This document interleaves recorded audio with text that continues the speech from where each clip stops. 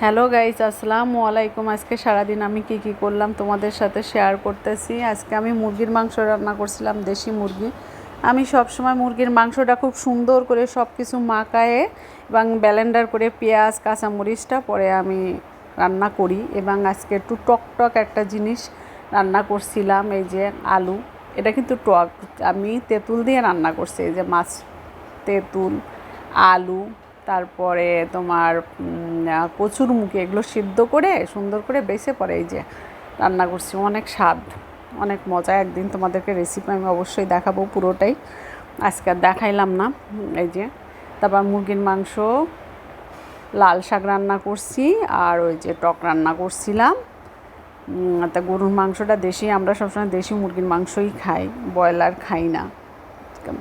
তো এই যে আমি আবার লাল শাক রান্না করছিলাম। এই রেসিপিটা তোমাদের সাথে শেয়ার করছি। লাল শাকটা কীভাবে, যে সব বাছাকোটা হয়ে যাওয়ার পর লাল শাক আনছে, পরে আবার লাল শাকটা সুন্দর করে ধুয়ে বেছে কুটে আমি নিয়ে নিয়েছিলাম।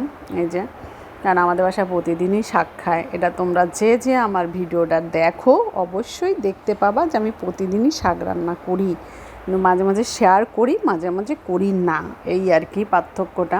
এই যে, তো আমি সবসময় ইলিশ মাছের লেজা মাথা দিয়ে যদি তুমি শাক রান্না করো না, মজা।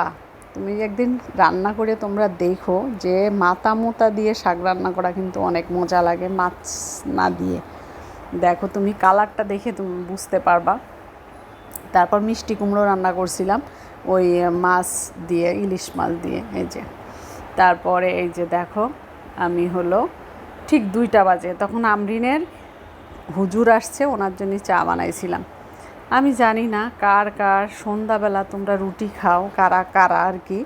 আমাদের প্রতিদিন সন্ধ্যাবেলা ওর বাবা রুটি খায়, আমরিন রুটি খায়, আমি একটা চা দিয়ে খাই। মাঝে মাঝে সকালে রুটি থাকে তো খাই, না হইলে এই প্যারা আমার প্রতিদিন সন্ধ্যাবেলা রেগুলার না, মাঝে মাঝে বানানো লাগে। এই যে যেমন আজকে আমি বানাইছি রুটি।